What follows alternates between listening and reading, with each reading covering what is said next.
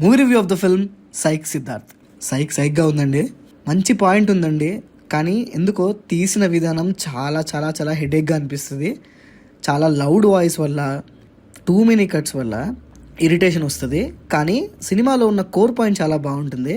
Depression గురించి deal చేశారు, harassment గురించి డీల్ చేశారు, ఇంట్లో ఆడవాళ్ళ మీద జరిగే అత్యాచారం గురించి డీల్ చేశారు, చైల్డ్ అబ్యూస్ గురించి డీల్ చేశారు. సో ఇలాంటి వాటిని డీల్ చేసి సెన్సిటివ్గా ఆన్సర్స్ కూడా ఇచ్చారు. కానీ సినిమా టేకింగ్లో, ఎడిటింగ్లో, దాంతోపాటు ఆ లౌడ్ డైలాగ్స్ వల్ల చాలా ఇరిటేటింగ్గా అనిపిస్తుంది. ఇంటర్వెల్ పోర్షన్ వచ్చేటప్పటికి అమ్మయ్య ఇంటర్వెల్ పడింది అనే ఫీలింగ్ వచ్చింది. ఈ సినిమా ఒక టైటిల్ జస్టిఫై చేసే సైక్ సిద్ధార్థ్ అనే క్యారెక్టర్ని మాత్రం నందు గారు పర్ఫెక్ట్గా ప్లే చేశారు. టెక్నికల్ విషయాలకు వచ్చేస్తే ఏంటో చాలా రష్గా ఉంటుందండి. ఆ ఎడిటింగ్ స్టైల్ ఏంటో ఇన్స్టాగ్రామ్ రీల్స్ లాగా అనిపిస్తుంది. మధ్యలో ఒక సీక్వెన్స్లో ఇంటర్వెల్ తర్వాత వచ్చే సీక్వెన్సెస్ కొంచెం స్టెబుల్గా అనిపిస్తుంది. అమ్మయ్య అని ప్రశాంతంగా అనుకునే లోపల మళ్ళీ టక్క కట్స్ వచ్చేస్తాయి. ఇది అందరికీ కాదేమో, బహుశా నాకు అసలు కాదేమో. చూస్తున్నంతసేపు కొంచెం స్లో చేయండి సినిమాని, మరీ అంత ఫాస్ట్గా వద్దనే ఫీలింగ్ వస్తుంది. నాకు బాగా నచ్చిన విషయాలు ఏంటంటే హీరోయిన్ క్యారెక్టర్ ఒక ఫ్లాష్ బ్యాక్ అండ్ తన క్యారెక్టరైజేషన్ డీల్ చేసిన విధానం చాలా బాగుంది. ప్రతి ఒక్క క్యారెక్టర్ గ్రేగా ఉండడం ఇంకొక ప్లస్ పాయింట్. అందరూ ఏదో మంచి పనులు చేసేయడమే కాకుండా ఇలా వాళ్ళలో ఉన్న గ్రే సైడ్ని కూడా ఎక్స్ప్లోర్ చేయడం చాలా బాగుంది.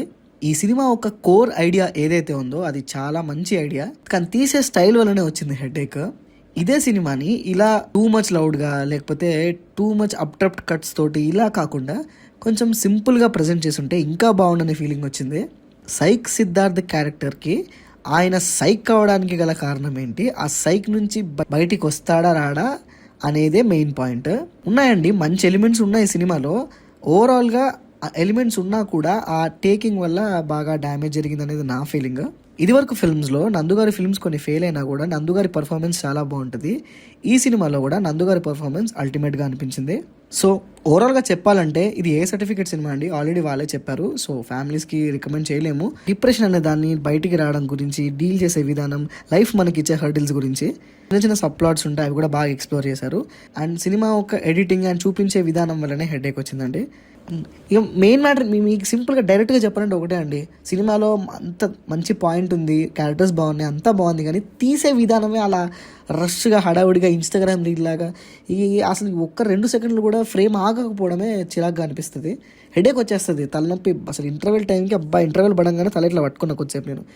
సో అదండి matter. This is Pranav signing off team cinema.